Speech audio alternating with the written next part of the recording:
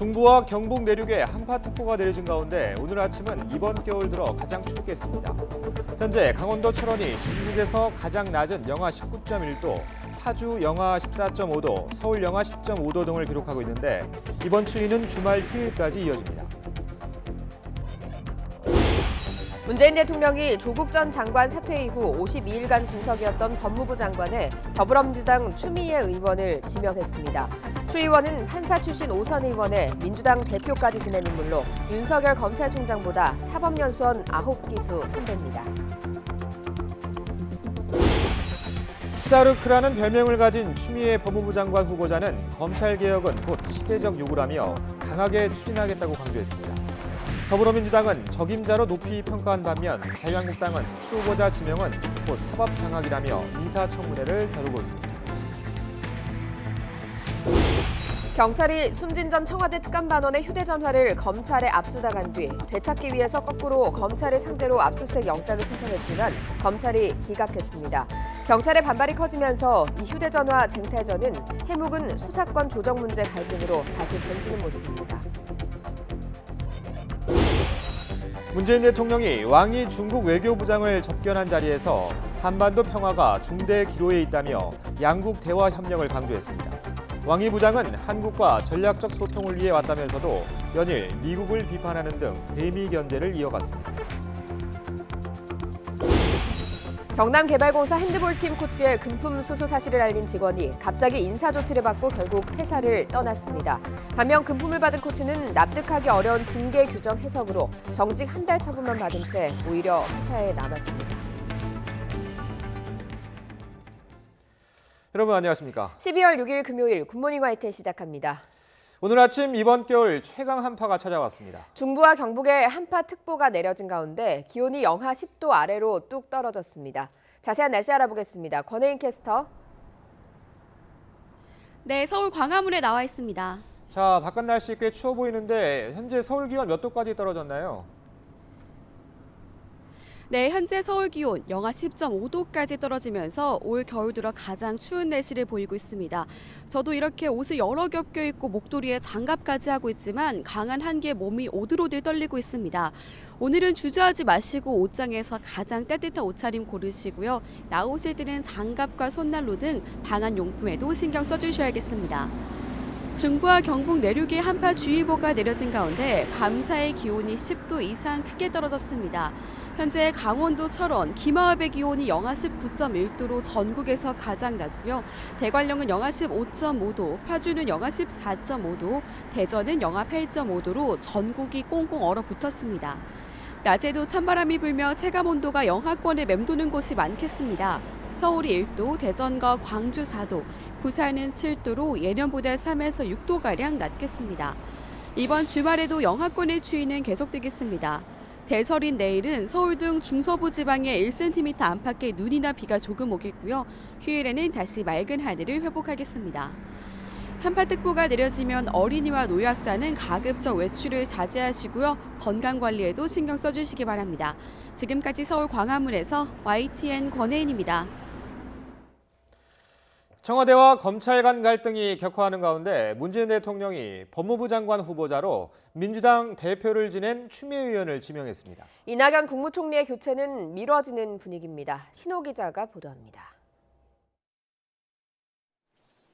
검찰개혁 완수에 적임자를 놓고 장고를 거듭하던 문재인 대통령이 추미애 의원 카드를 뽑았습니다. 조국 전 장관 사퇴 52일 만입니다. 추미애 후보자는 대구 출신으로 판사를 하다가 정치에 입문했습니다. 1996년 제15대 총선 이후 5차례 국회의원에 당선됐고 더불어민주당 대표까지 지냈습니다. 판사 시절부터 보인 개혁성과 첫 지역구 5선 여성 의원으로 쌓은 정치력을 높게 평가했습니다. 국민들이 희망하는 사법개혁을 완수하고 공정과 정의의 법치국가 확립에 크게 기여할 것으로 기대합니다. 여당의 추천을 받아 검증을 마쳤다는 최종 보고를 받은 뒤에는 문 대통령도 주저없이 지명을 결정한 것으로 알려졌습니다. 내년 4월 총선을 앞두고 법무부 장관 지명과 함께 거론되던 이낙연 국무총리 교체는 일단 재검토 단계입니다. 민주당 4선 김진표 의원이 가장 유력했는데 시민사회에서는 개혁성에 물음표를 달고 있습니다. 총리 후보자는 국회 동의까지 받아야 한다는 점에서 인사청문회가 총선 전국에 활용될 가능성도 있어서 아예 선거 뒤로 미루자는 얘기도 나옵니다.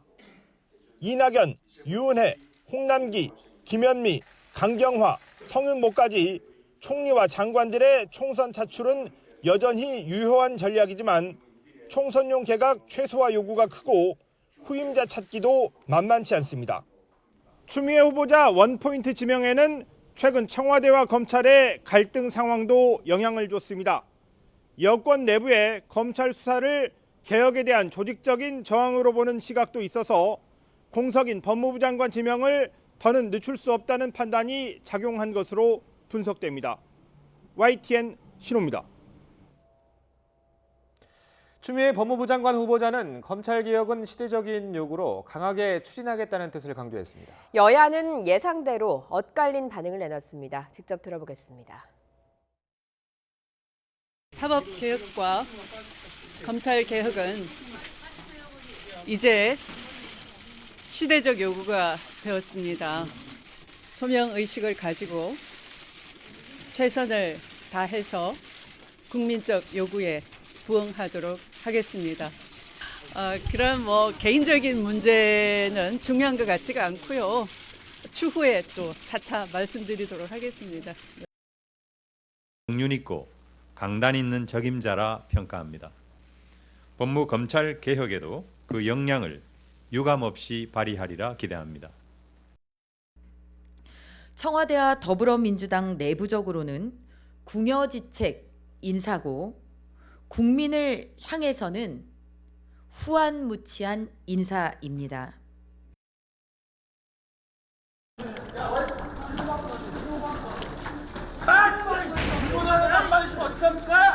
언제 캠프에 합류하셨습니까, 부시장님?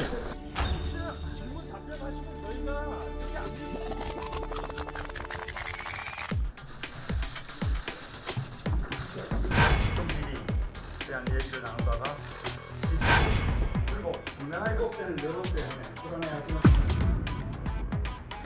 총리실 모 행정관과 안보 통화를 하던 중 울산시 전반에 대한 얘기를 나누다가 시중에 떠도는 김경시장 측근 비리가 언론과 시중에 많이 떠돈다는 일반화된 내용 중심으로 이야기를 나누었습니다.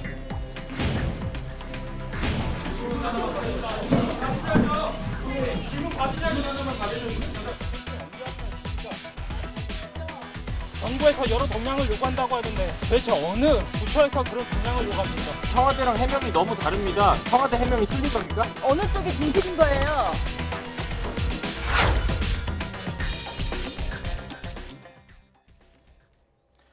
청와대는 김기현 전 울산시장 관련 비리 의혹에 대한 이른바 하명 수사는 없었다고 거듭 밝혔습니다.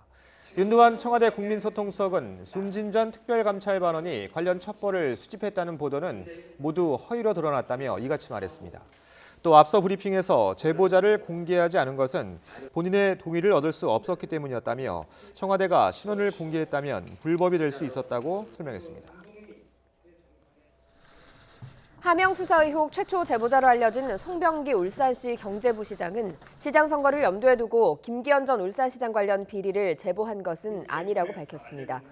송 부시장은 울산시청에서 기자회견을 열고 지난 2017년 하반기쯤 평소 알고 지내던 국무총리실 행정관과 안부 통화를 하던 중 김기현 전 시장 측근 비리 사건을 언론을 통해 알려진 정도로 이야기했다고 밝혔습니다. 검찰은 송병기 울산시 부시장에게 김기현 전 시장 측근의 비리 의혹이 담긴 문건을 제보받아 윗선에 보고한 전 청와대 행정관을 불러 조사했습니다. 국무총리실 소속 문모 사무관은 청와대 민정수석실에 파견 근무하던 재작년 10월쯤 송병기 울산시 부시장으로부터 김 전 시장 측근 관련 의혹을 제보받은 뒤 이를 요약하고 편집해서 백원우 전 민정비서관에게 전달한 것으로 알려졌습니다. 이번 하명 수사 의혹과 관련해 검찰과 경찰은 숨진 특감반원의 휴대전화를 놓고 쟁탈전을 벌이고 있습니다. 수사권 조정을 둘러싼 불성사나운 신경전이라는 분석도 나오고 있습니다. 김대건 기자가 취재했습니다. 검찰은 숨진 전 청와대 특별감찰반원의 휴대전화를 압수하면서 압수수색 영장에 황운하 전 울산지방경찰청장을 피의자로 적시한 것으로 알려졌습니다. 황 전 청장이 김기현 전 울산시장을 선거에서 떨어뜨리기 위해 직권을 남용한 혐의가 있다고 본 겁니다.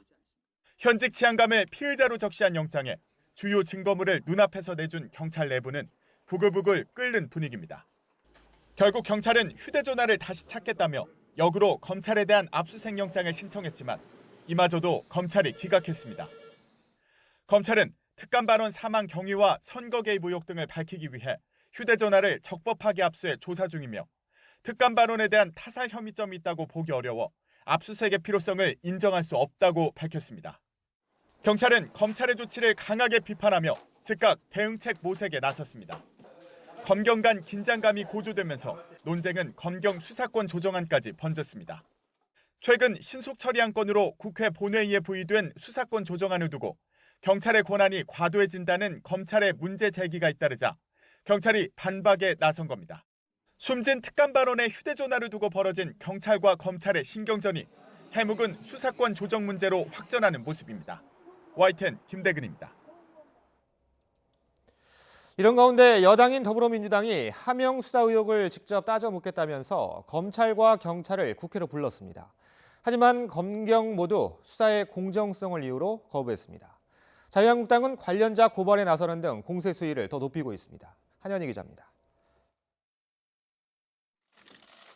민주당이 만든 검찰 공정수사촉구 특별위원회가 청와대 하명 수사 의혹을 파악하겠다며 오늘 국회로 부른 사람은 모두 4명.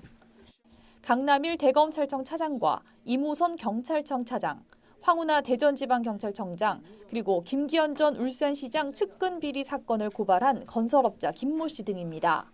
검찰의 표적 수사 및 수사권 남용, 이를 통한 정치개혁 의도를 바로잡고 검찰이 국민을 위한 검찰로 거듭날 수 있도록 검찰개혁을 완수해내는데 검찰은 현재 하명 수사 의혹을 수사하고 있고 경찰은 발단이 된 김기현 전 시장 측근 비리 사건을 수사해왔습니다.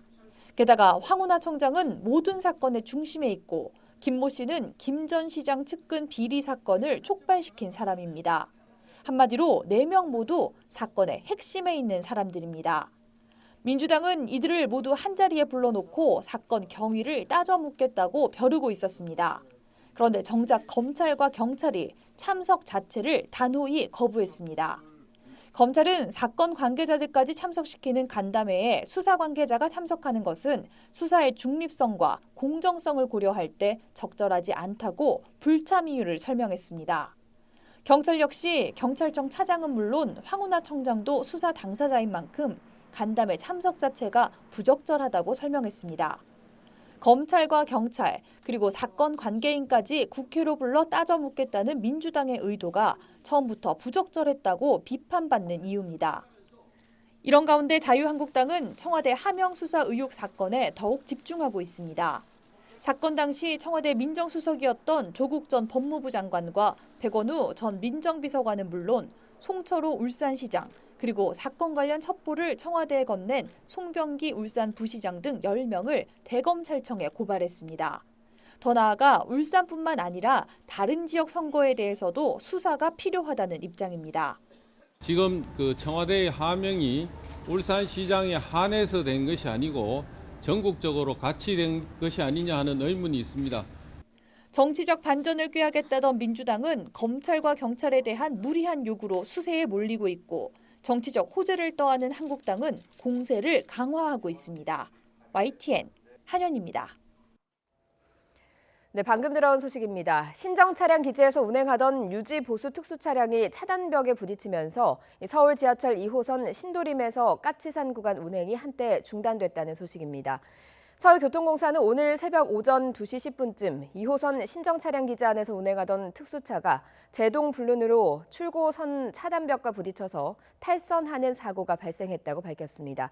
이 사고로 신정 차량 기지에 있던 열차 출고가 불가능해지면서 신도림과 도림천, 양천구청, 신정내거리 또 까치산을 역을 오가는 2호선 신정지선 열차 운행이 첫 차부터 중지됐습니다. 서울교통공사는 사고수습본부를 구성하고 탈선한 특수차량을 오늘 새벽 4시 50분쯤 복구했고 조금 전인 6시부터 열차 석 대 가운데 2대를 투입해서 운행을 시작했다고 밝혔습니다. 서울교통공사는 2호선 신정지선 열차 운행이 재개됐지만 아직 임시 복구 상태라며 이번 사고로 망가진 통신선을 복구하려면 시간이 소요될 것이라고 전했습니다. 좀 더 자세한 소식은 들어오는 대로 전해드리겠습니다. 다음 소식입니다. 문재인 대통령이 왕이 중국 국무위원을 만나서 한반도 평화가 중대 기로에 있다며 양국 간 대화와 협력을 강조했습니다. 왕이 국무위원은 사실상 미국을 겨냥해서 비판의 메시지를 내놨습니다. 장하영 기자입니다. 문재인 대통령은 4년여 만에 방한한 왕이 중국 국무위원을 접견한 자리에서 한반도 평화가 중대 기로에 있다며 협조를 당부했습니다. 양국 간 긴밀한 대화 협력은 동북아 안보를 안정시키고 세계 경제의 불확실한 상황을 이겨내는 힘이 될 거라며 이같이 말했습니다. 해롭고 평화로운 한반도라는 새로운 한반도 시대가 열릴 때까지 중국 정부가 지속적으로 관심을 가지고 지원해 주실 것을 당부합니다. 그러면서 양 국민이 체감할 수 있는 문화 콘텐츠와 관광 분야의 교류와 협력의 필요성을 강조했습니다. 왕 국무위원은 이번 달 예정된 한중일 3국 정상회의에 참석하는 문 대통령의 방중을 중시한다고 말한 뒤 한국 측과 전략적 소통을 하기 위해 왔다고 밝혔습니다. 这次应邀访韩是对韩国和中国同志们进行一次战略沟通。当前的国际地区稳定正在受到单边主义和强权当局的威胁。 왕 국무위원의 이 같은 발언은 사실상 미국을 겨냥한 것으로 앞서 정재계 인사들과 만난 자리에서는 더 거세게 비판했습니다. 온갖 방법으로 중국을 먹칠하고 억제하려는 사람들이 있지만 중국의 부흥은 역사의 필연이라며 패권주의 행위로는 인심을 얻을 수 없다고 주장했습니다. 그러면서 중국의 1대1로 전략과 한국의 발전 전략을 연계하자고 촉구했습니다. 我们尤其是希望加强“一带一路”同韩国的发展战略规划的对接，同时呢，尽快完成中韩自贸协定第2阶段谈判。 이어 사드 갈등은 미국이 만든 문제라며 직접 미국을 겨냥하는 등 시종일관 대미 견제 행보를 이어갔습니다. 관심을 모았던 시진핑 중국 국가주석의 방한은 내년 상반기에 추진하기로 검토했다고 외교부가 밝혔습니다. YTN 장하영입니다. 미국 민주당이 우크라이나 스캔들과 관련해서 트럼프 대통령에 대한 탄핵소추안 작성 절차 돌입을 공식 선언했습니다. 트럼프 대통령은 트윗을 통해 즉각 반격에 나서서 양측 간의 대립 구도가 더욱 격화하고 있습니다. 박상남 기자의 보도입니다. 미국 민주당 소속 낸시 펠로시 하원 의장은 우크라이나 스캔들과 관련해 하원 법사위에 탄핵소추안 작성을 공식 요청했습니다. Sadly, but with confidence and humility, with allegiance to our founders and a heart full of love for America, today I am asking our chairman to proceed with articles of impeachment. 펠로시 하원 의장은 미국에서 아무도 법 위에 있지 않다면서 지난 몇 주 동안 미국 국민들은 애국적인 공무원과 뛰어난 외교관, 전쟁 영웅들의 증언을 들었다는 점을 언급했습니다. 그러면서 대통령이 개인의 정치적 이득을 위해 권한을 남용했다고 비판했습니다. The president abused his power for his own personal political benefit at the expense of our national security by withholding military aid and crucial Oval Office meeting in exchange for an announcement of an investigation into his political rival. 트럼프 대통령은 트윗을 통해 즉각 반격에 나섰습니다. 아무것도 하지 않는 민주당 인사들이 아무 이유 없이 자신에 대한 탄핵 추진을 발표했다면서 하원에서 탄핵 표결을 하려면 빨리 진행해 상원으로 넘기라며 역공을 펼쳤습니다. 공화당이 과반을 차지하고 있는 상원에서 탄핵안을 백지화할 수 있을 것이라는 자신감의 표현입니다. 법사위 소속 민주당 의원들은 탄핵 소추안에 우크라이나 의혹 외에 러시아 스캔들 수사에 대한 사법 방해 부분도 포함시킬지 검토한다는 방침입니다. 민주당은 크리스마스 이전에 트럼프 대통령 탄핵 소추안에 대한 하원 표결을 실시할 것으로 예상되고 있습니다. YTN 박상남입니다. 강추위 속 울산에 있는 윤활유 제조 공장에서 큰 불이 났습니다. 경기도 가평군 일대에선 수백 가구의 도시가스 공급이 끊겨 주민들이 불편을 겪었습니다. 백종규 기자가 보도합니다. 검은 연기가 치솟고 불길이 건물 전체로 번집니다. 건물 뼈대는 엿가락처럼 휘어졌고 불은 1시간 20여 분 동안이나 이어졌습니다. 울산에 있는 윤활유 제조 공장에서 불이 난 건 어제 오후 3시 10분쯤. 공장 직원 9명이 대피해 인명피해는 없었지만 1억 2천여만 원의 재산 피해가 발생했습니다. 소방당국은 화재 원인을 조사하고 있습니다. 강추위 속에 경기 가평군 일대 수백 가구에 한때 도시가스 공급이 중단돼 주민들이 추위에 떠는 등 불편을 겪었습니다. 가스 공급 중단은 어제 저녁 7시 20분부터 10시 10분까지 3시간 가까이 이어졌습니다. 가스 배관 연결 공사가 예상보다 지체됐고 여기에 가스 공급 압력이 떨어지는 현상까지 발생해 가스 공급이 중단된 것으로 확인됐습니다. 어제 오후 6시 50분쯤에는 수도권 전철 분당선 보정역에서 불이 났습니다. 근무 교대하던 기관사가 불을 바로 진화했지만 전동열차 2편이 2분에서 10분가량 지연 운행됐습니다. 경찰과 소방서 측은 이불로 보이는 물체가 타고 있었다는 기관사의 말을 토대로 방화 가능성 등 정확한 화재 원인을 조사하고 있습니다. 어제 저녁 7시 45분쯤에는 경남 남해 앞바다를 지나던 어선에서 65살 A씨가 발목을 다쳤다는 신고가 접수돼 해경이 연안 구조정을 보내 A씨를 안전하게 병원으로 이송했습니다. YTN 백종규입니다. 오늘 새벽 1시쯤 강원도 원주시 흥원면 한라대학교 정문 인근에서 승용차 한 대가 주택 대문을 들이받았습니다. 이 사고로 운전자 24살 A씨가 다쳐 병원으로 옮겨졌지만 결국 숨졌습니다. 경남개발공사 핸드볼팀의 금품 수수 사실을 알린 직원이 갑작스러운 인사조치를 받고 결국 회사를 떠났습니다. 금품을 받은 코치는 오히려 회사에 남아 있습니다. 어찌된 일인지 오태인 기자가 취재했습니다. 지난달 열린 경남도의회 건설소방위 행정사무감사. 도의원이 경남개발공사 사장에게 핸드볼팀 코치 금품 수수 사실을 캐묻습니다. 핸드볼 코치가 금품을 요구한 게 맞습니까? 상품권 100만 원치를 받았습니다. 또 황당하게도 담당자가 퇴사하면서 언론에 제보했다고 주장했습니다. 그 친구가 퇴사를 했습니다. 퇴사를 하면서 이거를 제보한 것 같습니다. 사장이 언급한 사람은 코치의 금품 수수 의혹을 회사에 알린 직원입니다. 하지만 보고 이후 창원에서 서울로 인사통보를 받았습니다. 갑작스러운 발령에 항의도 했지만 받아들여지지 않아 결국 회사를 떠났습니다. 네, 보고 이후 3일 만에 인사 발령이 난다라는 얘기를 들었고 휴가 중에 인사 발령이 떴고 어쩔 수 없이 복귀를 하고 난 이후 어쩔 수 없이 사직서를 낼 수밖에 없는 상황이었습니다. 금품을 받은 코치는 인사위원회에서 정직 1개월 처분에 그쳤습니다. 내부 규정에는 100만 원 이상 금품을 받으면 강등 또는 해임, 파면해야 합니다. 하지만 선수가 100만 원치 상품권을 그보다 싸게 산 만큼 이를 받은 코치에게 그런 중징계를 내리지 않았다고 공사 측은 설명했습니다. 결국 금품 수수 사실을 보고한 직원은 회사를 떠났고 상품권을 받은 코치는 오히려 남게 됐습니다. 퇴사 직원은 공사 사장 등을 상대로 법적 대응을 검토하고 있습니다. YTN 오태인입니다.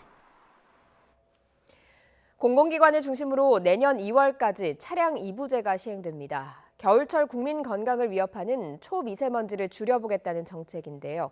초미세먼지 농도를 재는 측정 신뢰도를 한 단계 높일 수 있는 기술이 개발됐습니다. 이정우 기자입니다.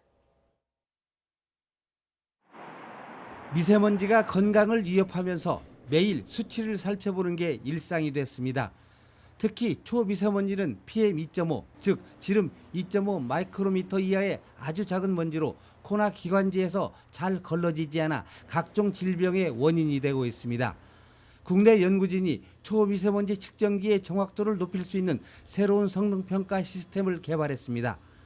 기존에는 평가할 수 있는 시스템이 없었습니다. 국내에서. 그래서 저희가 최초로 입경 초미세먼지 입경 분리 장치를 실제 먼지를 이용해서 평가할 수 있는 시스템을 저희가 개발했습니다. 전국에 설치된 초미세먼지 국가 측정망은 300여 곳. 이번에 개발한 초미세먼지 측정 시스템으로 실시간 전달하는 초미세먼지 농도가 정확한지 평가할 수 있게 됐습니다. 초미세먼지의 측정 정확도를 한 단계 끌어올린 이 기술은 측정 장비의 국산화는 물론 수출 전망도 아주 밝습니다. 초미세먼지 입자를 분리하는 분립장치 효율이 세계 최고 수준이라고 설명했습니다. 국민들이 일상에서 접하는 초미세먼지 농도 수치를 더욱 믿을 수 있고 기술 지원을 통해 외산 장비에 의존하던 초미세먼지 측정기의 국산화에도 기여하고 있습니다. 미세먼지가 환경 공해를 넘어 건강을 위협하는 상황에서 이를 정확히 측정해 평가하는 기술이 국민 건강을 지키는 바로미터 역할을 할 것으로 보입니다. YTN 이정우입니다. 한국과 유럽을 잇는 대륙철도가 열리면 열차로 화물을 실어 나를 수 있게 됩니다. 나라별로 열차 선로폭이 다르다는 게 걸림돌인데요. 국내 연구진이 선로들을 하나로 이을 수 있는 기술을 개발했습니다. 이동훈 기자가 소개합니다. 한반도에서 중국, 러시아를 지나 유럽으로 이어지는 대륙철도. 남북의 철길이 열리면 이 철도는 화물 운송의 새로운 장을 열게 됩니다. 문제는 현재 열차 선로의 기준이 나라마다 다르다는 것.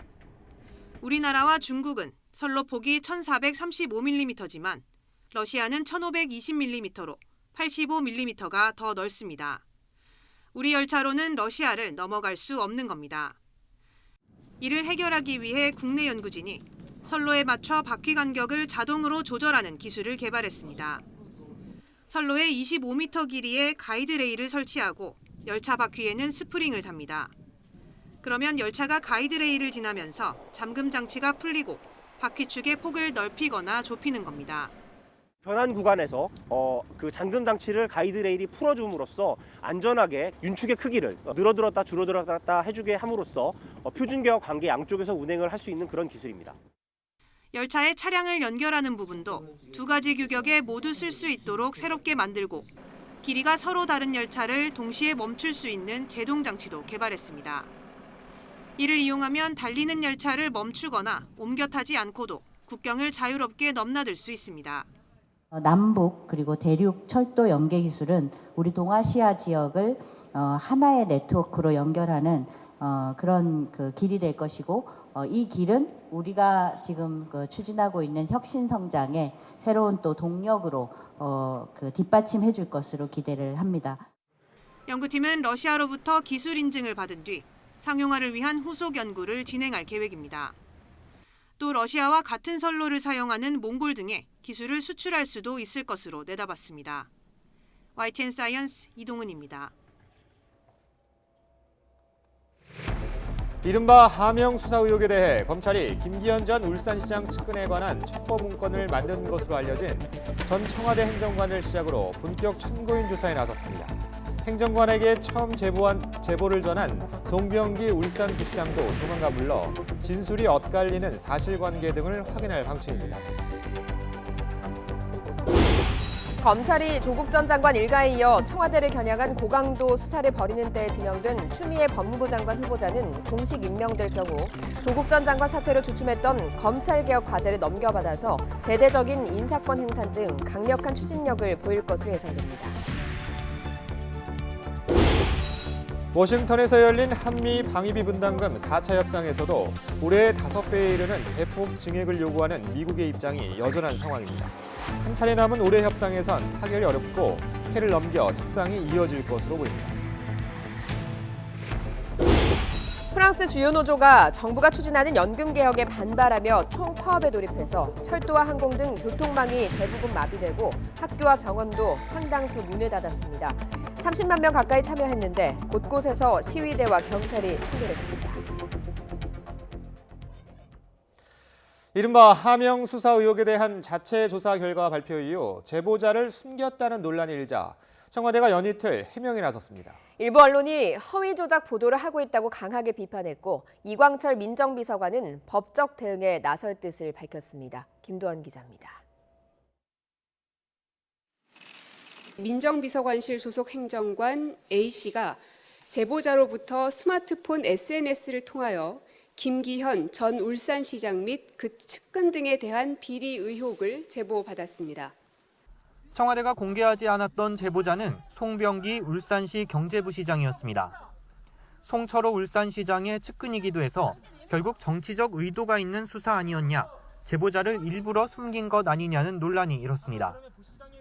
청와대는 이틀 연속 브리핑을 열며 적극 해명에 나섰습니다. 윤도한 국민소통수석은 숨진 특별감찰반원이 울산시장 관련 첩보를 수집했다는 언론의 보도는 모두 허위로 드러났고 하명 수사가 없었다는 점도 자체 조사로 당연히 밝혀진 거라고 강조했습니다. 또 청와대는 내부 조사를 진행했기 때문에 제보자를 접촉할 수도 신원을 밝힐 수도 없었다면서 밝혔다면 오히려 불법으로 비판받았을 거라고 했습니다. 또 일부 언론이 아무 근거 없이 허위 보도를 하고 있다고 강력 비판했습니다. 이광철 민정비서관이 숨진 특감반원에게 수사 정보를 요구했다거나 제보 문건에 야당 의원 4명의 이름이 포함돼 있다고 전한 보도를 예로 들며 언론의 횡포라고 지적했습니다.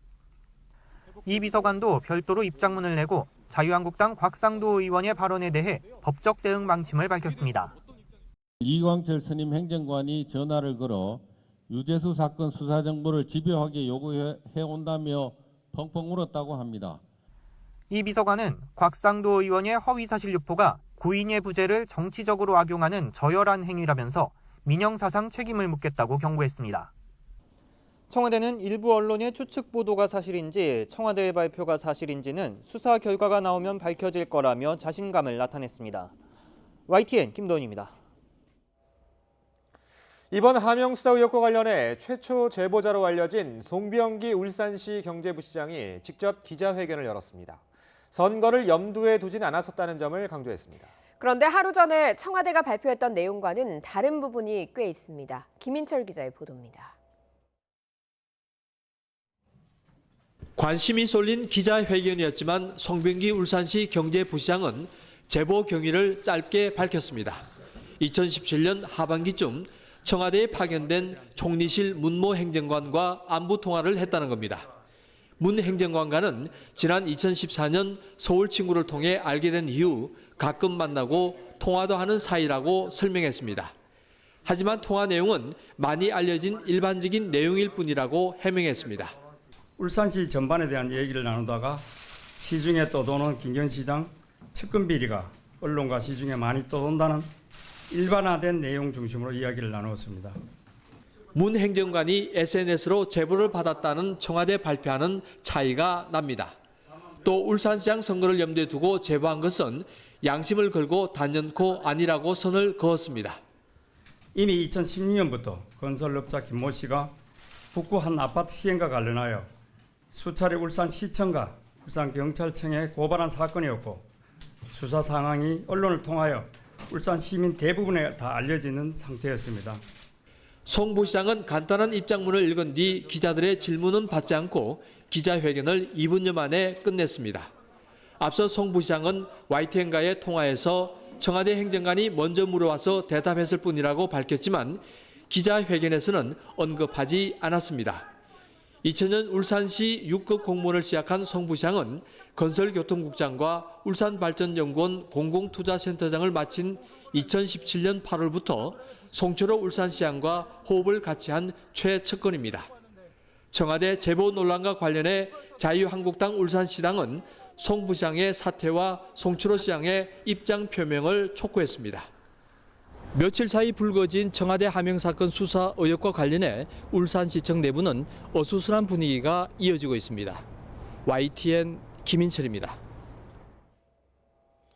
이런 가운데 검찰은 송병기 부시장으로부터 제보를 받은 전 청와대 행정관을 참고인 신분으로 불러 조사했습니다. 송병기 부시장도 조만간 소환해서 엇갈리는 사실관계를 확인할 것으로 보입니다. 박서경 기자가 보도합니다.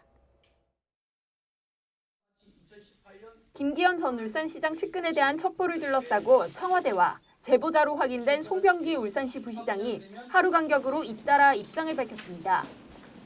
송 부시장이 당시 청와대 행정관에게 제보한 사실은 일치하지만 구체적인 경위를 보면 엇갈리는 대목이 있습니다.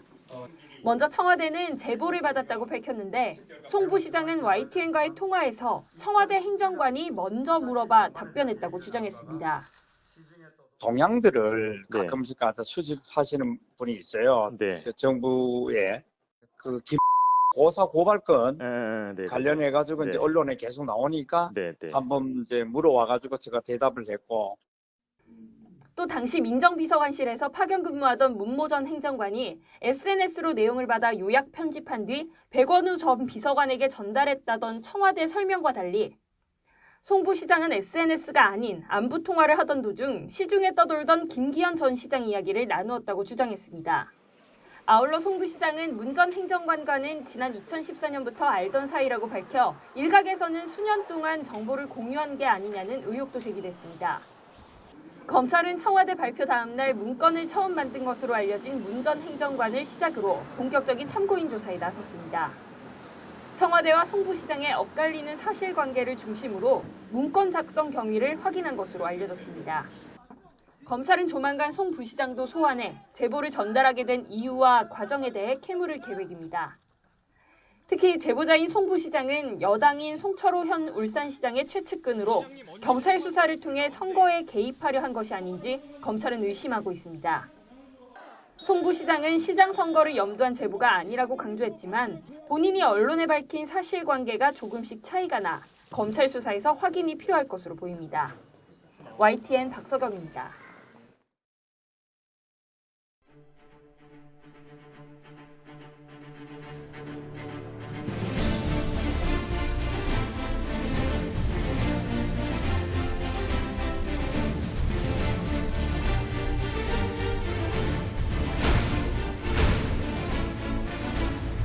그간 추미애 내정자가 보여준 강한 소신과 개혁성은 국민들이 희망하는 사법개혁을 완수하고 공정과 정의의 법치국가 확립에 크게 기여할 것으로 기대합니다. 부산 YTN이 띄워놨던데 뭐. 뭐 제의를 받으셨다거나 고심 중인 걸로 다들 아직 언론발이지. 장관 하기에 조금 아깝다. 총리가 좀 내 주변에서 많이 말린다고 그러시더라고요. 주변에 물어봐 주세요, 그럼. 사법개혁과 검찰개혁은 시대적 요구가 되었습니다. 소명의식을 가지고 최선을 다해서 국민적 요구에 부응하도록 하겠습니다.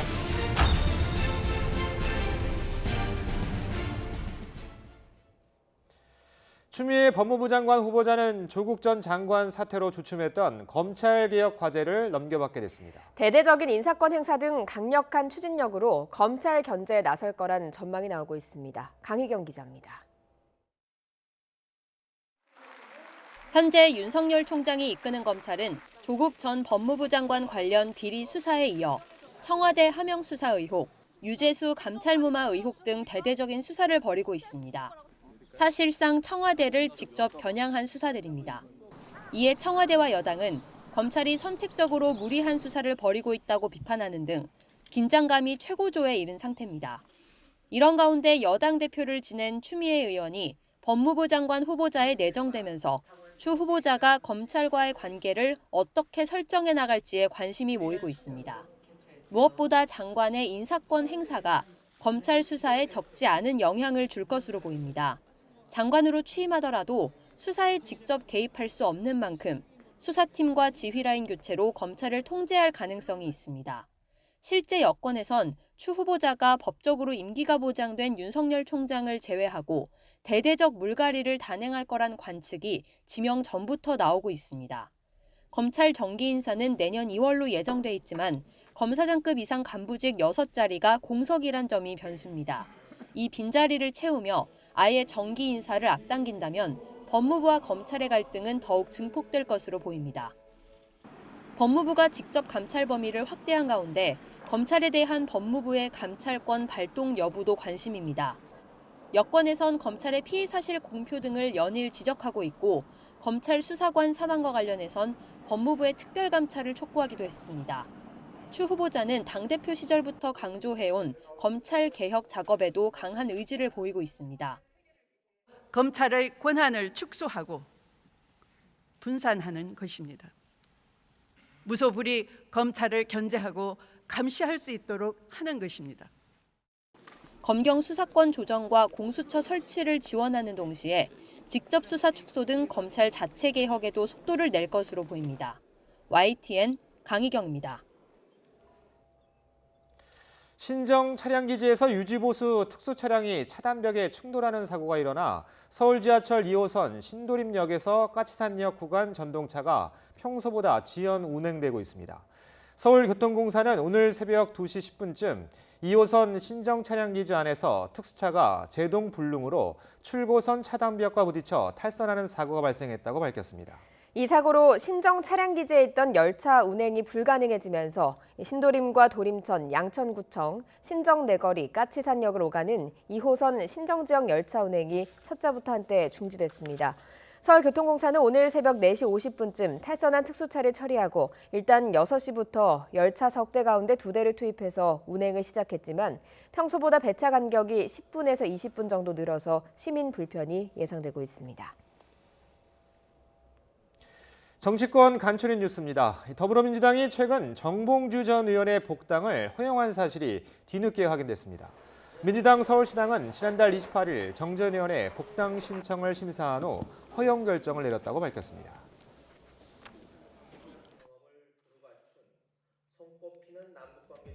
매물로 내놓은 서울 흑석동의 상가주택 건물이 매각됐습니다. 김 전 대변인이 지난해 7월 25억 7천만 원에 매입한 이 건물은 한 70대 사업자에게 34억 5천만 원에 팔렸고 차액은 8억 8천만 원 정도입니다. 김 전 대변인은 약속대로 차액을 모두 기부하겠다고 밝혔습니다. 자유한국당 3선의 윤상현 의원이 원내대표 경선에 출마를 선언했습니다. 인천 미추홀구 이 지역구인 윤 의원은 어제 국회의원회관에서 기자회견을 열고 총선 승리를 보장하는 야전 사령관이 되겠다며 출마를 공식 선언했습니다. 바른미래당 윤리위원회가 신당 창당을 추진하고 있는 당내 변화와 혁신 모임 소속 의원 11명에 대해서 징계 절차에 착수했습니다. 앞서 윤리위는 변혁 소속의 오신환, 유승민, 권은희, 유이동 의원에 대해서 변혁 활동을 하는 등 해당 행위를 했다며 당원권 1년 정지에 중징계를 내렸습니다. 오늘 아침 추위가 절정에 달했습니다. 서울 등 중부와 경북 내륙으로도 한파주의보가 확대됐는데요. 철원 김하읍의 기온이 무려 영하 19.3도로 가장 낮고요. 파주 영하 14.9도, 서울 영하 10.5도, 대전 영하 9.4도까지 떨어지면서 올겨울 들어 가장 낮은 기온을 보이고 있습니다. 주말인 내일은 아침 기온이 오늘보다 6, 7도가량 오르겠습니다. 이맘때 영하권 추위를 보이겠고요.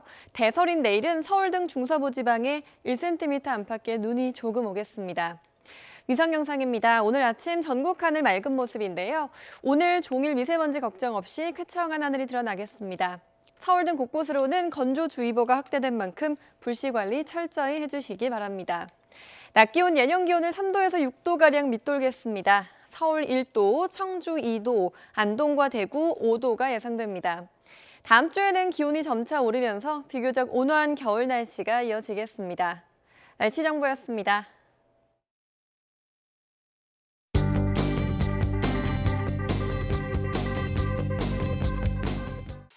한 주를 마무리하는 금요일 조간 브리핑 시작합니다. 먼저 동아일보입니다. 검찰 개혁은 시대적 요구. 법무장관에 지명된 추미애 의원이 대대적인 검찰개혁 드라이브를 예고했다는 기사를 일면에 실었습니다. 한국당 황교안 대표의 인터뷰 기사도 중요하게 다뤘는데요. 추미애 의원은 어떤 각오를 밝혔을까요? 윤석열 검찰총장과의 호흡은 중요하지 않다고 말했는데요. 강대강 충돌이 예상된다는 분석입니다. 경향신문 역시 추미애 후보자의 사진과 함께 윤 총장과의 관계 설정에 주목된다고 전했습니다. 중앙일보도 추미애 의원의 법무장관 지명을 일면에 배치했는데요. 한국당은 사법장악으로 규정했다고 보도했습니다. 청문회 가시밭길이 예상됩니다. 일면 사진은 청와대에서 만난 문재인 대통령과 중국 왕이 외교부장의 모습입니다. 다음 눈에 띄는 기사 보시죠. 동아일보 공짜 점심은 없다. 트럼프 대통령이 나토 정상회의에서 방위비 모범 납부국에만 점심을 대접했다고 합니다. 반면 방위비를 내지 않은 나라엔 무역 보복 가능성을 시사했다고 하는데요. 뭔가 좀 치사해 보이죠. 중앙일보의 트로트 타고 다시 부는 개가수 바람이라는 기사도 눈에 띕니다. 유재석, 박성광, 허경환 등 개그맨들이 잇따라 트로트의 도전장을 내밀고 있다는데요. 출근길에 한번 들어보는 건 어떨까요? 지금까지 조간 브리핑이었습니다. 북한이 이틀 연속 시미아의 담화를 발표했습니다. 미국 시간에 맞춘 거죠. 트럼프 미국 대통령 발언에 불만을 표시했는데 어떤 의미인지 김주한 기자가 분석했습니다. 북한군 총참모장에 이어 이번에는 북한 외무성 최선희 제1부상이 나서 필요시 군사력 사용 가능성을 시사한 트럼프 대통령의 발언을 비난했습니다. 최선희 부상은 트럼프 대통령의 발언이 실수로 한 것이라면 다행이겠지만 의도적이라면 매우 위험한 도전이 될 것이라고 말했습니다. 그러면서 2년 전 설전이 오가던 때를 연상시키는 표현들을 의도적으로 다시 등장시키는 것이 재확인될 경우 우리 역시 미국에 대한 맞대응 폭언을 시작할 것이라고 밝혔습니다. 맞대응 폭언 발언은 무력 맞대응을 경고한 북한군 총참모장의 담화 내용과는 결이 다른 부분입니다. 미국의 도발적인 발언에 지지 않겠다는 기싸움의 표현이지만 긴장이 고조되는 것은 자제하려는 모양새로 비춰집니다. 최 부상은 김정은 위원장은 트럼프 대통령을 향해 아직 어떤 표현도 하지 않았음에도 트럼프 대통령은 왜 최고 존엄에 대해 정중함을 잃고 비유법을 사용했느냐고 반문했습니다. 비유법은 트럼프 대통령이 김 위원장을 희화했던 로켓맨을 의미합니다.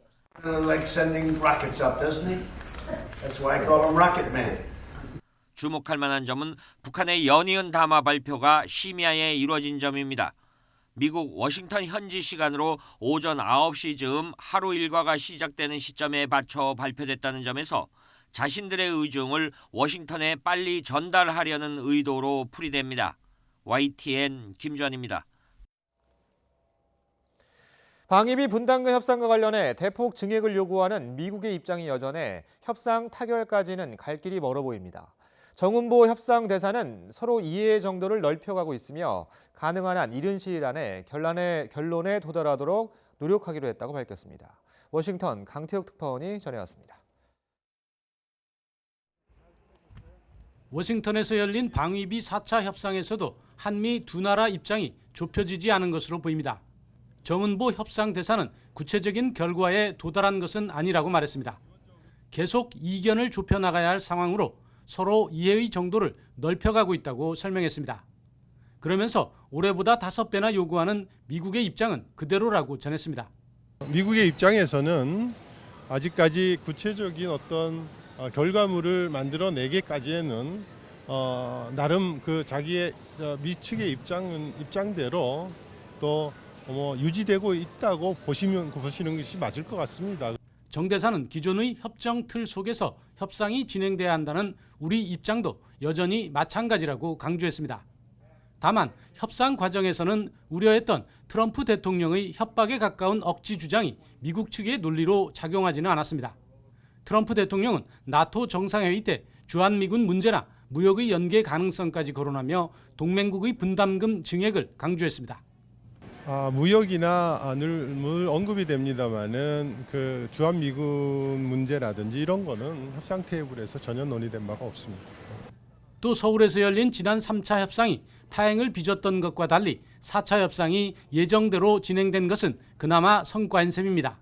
정 대사가 밝힌 것처럼 한국과 미국의 입장차가 여전한 만큼 사실상 한 차례 남은 협상에서 타결까지 이어지기는 어려워 보입니다. 지난해처럼 해를 넘겨 협상이 이어질 수밖에 없다는 전망입니다.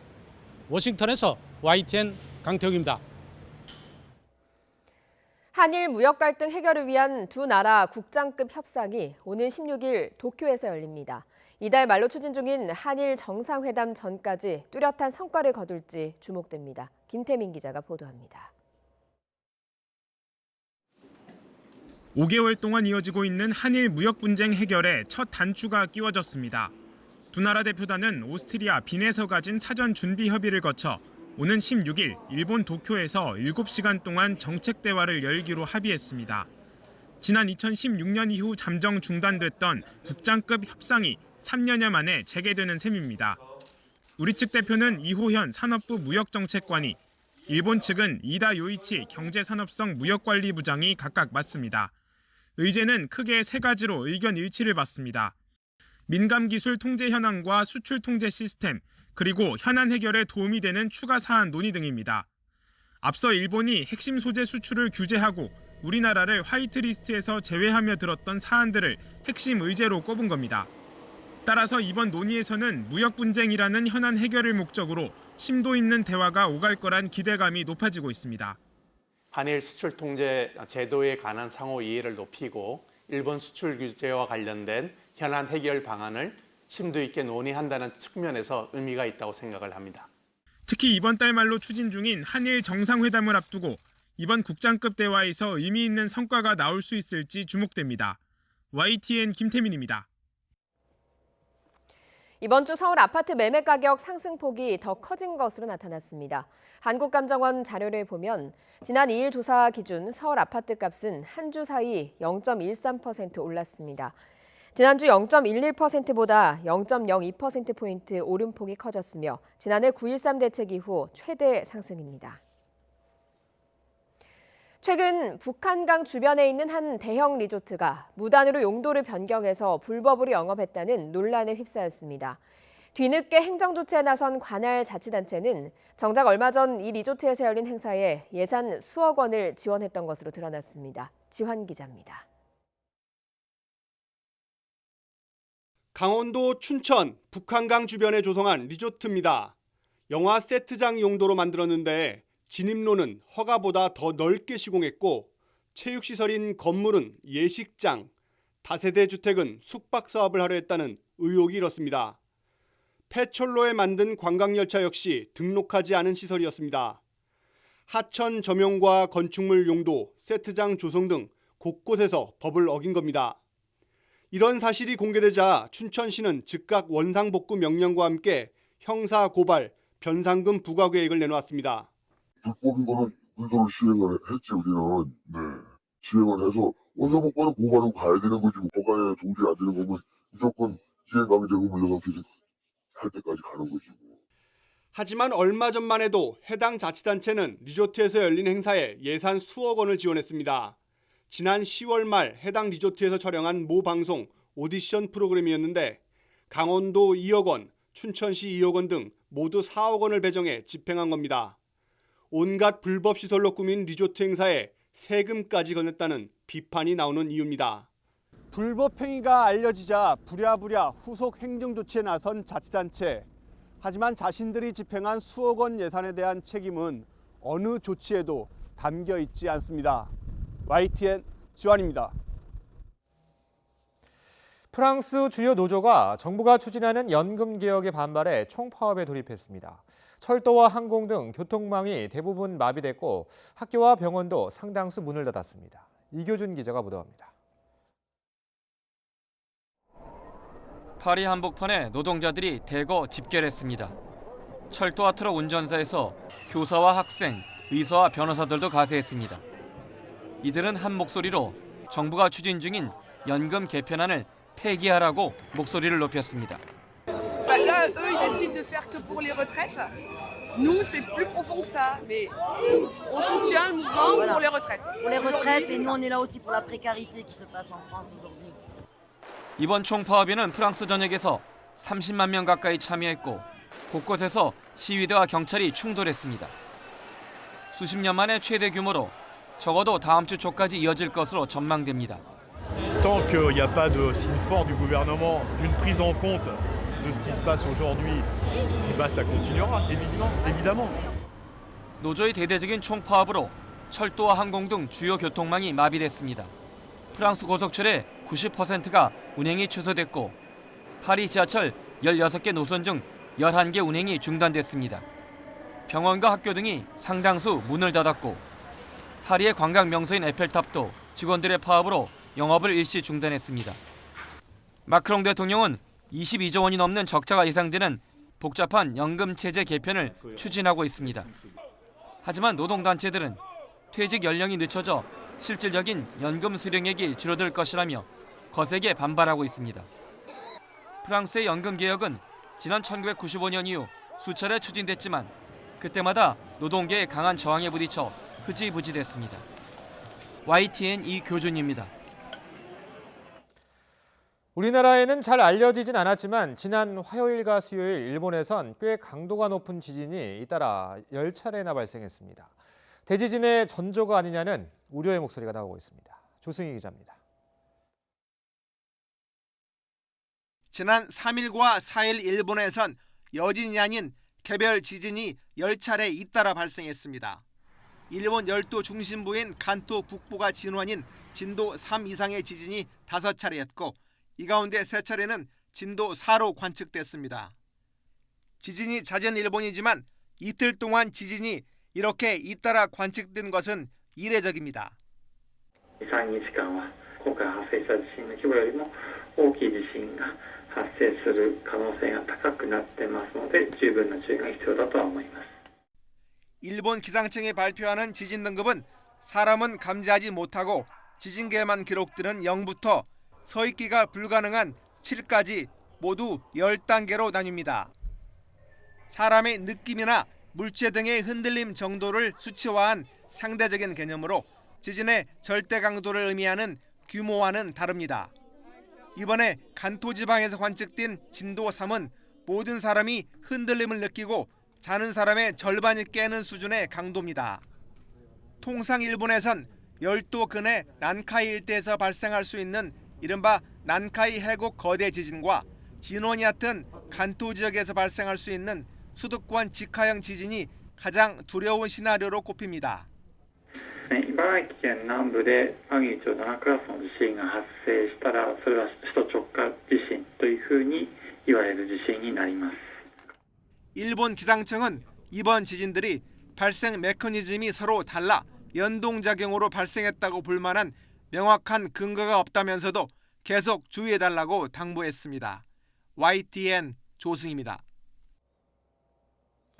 미국 하원이 트럼프 대통령에 대한 탄핵소추안 작성 절차 돌입을 공식 선언한 가운데 트럼프 대통령은 표결을 빨리 진행해 당장 상원으로 넘기라고 역경을 펼치고 있습니다. 미국 민주당 소속 낸시 펠로시 하원 의장은 현지 시각 5일 기자회견을 통해 하원 법사위에 탄핵소추안 작성을 지시했다고 발표했습니다. 동해안 대문어는 50kg까지 자라는 고급 특산 어종이지만 어획량이 갈수록 줄고 있습니다. 개체수를 늘리기 위해서 국내에서 처음으로 바닷속에 산란장을 만들었는데 성과가 조금씩 나타나고 있습니다. 송세혁 기자가 취재했습니다. 강원도 동해 묵호항 앞 깊이 25m 바닷속, 대문어들이 바위에 붙어 돌아다닙니다. 항아리 모양 구조물에 숨어있는 모습도 보입니다. 국비와 지방비 54억 원을 들여 만든 국내 첫 대문어 산란장입니다. 축구장 154개를 합친 면적에 인공호초 900여 개와 은신처 구조물 480여 개가 설치됐습니다. 알을 낳을 때 얕은 바다로 이동하는 습성을 반영한 겁니다. 이렇게 인공 산란장까지 만든 것은 자원 회복 대상종으로 지정될 만큼 개체 수가 줄었기 때문입니다. 1990년대 후반 5,500톤이던 어획량은 지난해 4,000톤까지 떨어졌습니다. 저희가 조성한 지역 자체가 거점이 돼가지고 대문어 자원의 재생산을 향상시키는 게 저희가 최종 목적이 되겠습니다. 지난해에는 산란장이 수산자원 관리 수면으로 지정돼 5년 동안 대문어 포획이 금지됐습니다. 성과도 나타나고 있습니다. 올해 동해시 앞바다 대문어 어획량은 100톤가량으로 산란장을 만들기 전인 4년 전보다 25%나 늘어났습니다. 17년부터 어획이 이제 자꾸 그게 나아지니까 지금은 어민들이 다 좋아합니다. 다 찬성하고 뭐 좀 더 여는 이런 의견을 가고 있는데. 한국수산자원공단은 오는 2023년까지 자치단체와 함께 강릉과 포항 앞바다 등 두 곳에 산란장을 추가로 만들 계획입니다. YTN 송세혁입니다.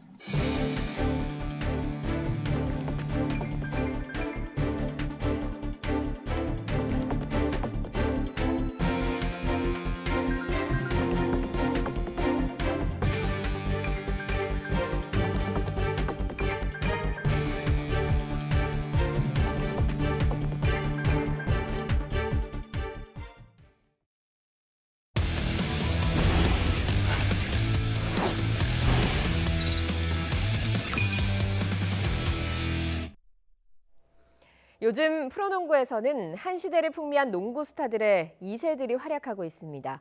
농구 대통령 허재의 두 아들 허운 선수가 아버지의 명성을 이어가고 있죠. 명센터 김유택의 아들 김진영 선수도 화려하게 프로무대에 데뷔했는데요.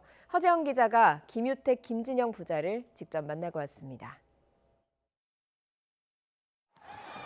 질풍 같은 드리블에 이어 화려한 유로 스텝으로 수비수를 따돌리고 가볍게 득점에 성공합니다. 패스를 받자마자 주저없이 솟구쳐 오른 뒤 던지는 석점슛도 정확합니다. 프로무대에서 치른 첫 경기, 김진영이 보여준 강렬한 데뷔전입니다. 김진영은 과거 우리나라 농구를 대표했던 명센터 김유택 해설위원의 아들입니다. 농구대잔치 우승만 7번에 프로1년 우승까지 이끌었던 아버지를 꼭 빼닮았습니다. 순발력이나 좀 점프 같은 거에 있어서는 좀 많이 물려받은 것 같아요. 대학 농구랑 프로 농구랑 차이가 많다는 걸 계속 얘기를 했었는데 생각보다 아직 상당히 나름대로 잘해준 것 같아요. 김진영이 프로 데뷔전에서 16점을 올리는 깜짝 활약을 펼쳤지만 아버지의 눈에는 아직도 모자란 부분만 눈에 띄는 어린 아들일 뿐입니다. 경기 운영하는 스타일이나 이걸 좀 더 배워야 되고 또 하나는 항상 준비를 하고 있으라 그러는데 그런 게 아직도 조금 미숙한 것 같아요. 놓친 부분이 좀 있어가지고 그런 거에 있어서 좀 반성을 하고 있고 그다음에 아직 또 슈팅 연습을 좀 더 많이 해야 된다고 생각을 해요. 지금은 현대모비스의 영구 결번이 된 아버지의 등번호 14번을 달고 뛰는 아들 김진영. 아버지의 피를 물려받아 우리나라 농구의 새 역사를 쓸 날을 향해 힘찬 발걸음을 옮기고 있습니다. YTN 허재원입니다.